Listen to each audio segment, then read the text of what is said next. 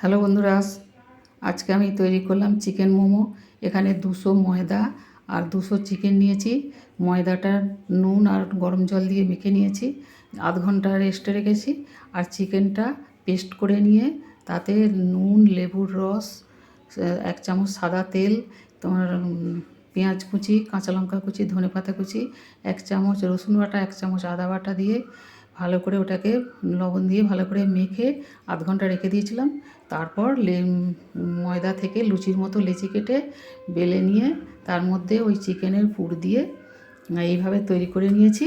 নিয়ে এগুলো কড়ার মধ্যে অর্ধেকের নিচে জল দিয়ে ঝাড়া থালা বসিয়ে বেশি জোর আঁচে এটা 15 মিনিট ভাপিয়ে নিয়েছি। তৈরি হয়ে গেল চিকেন মোমো।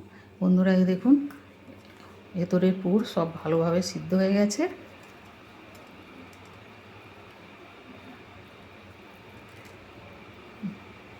আজকের মতো রাখছি।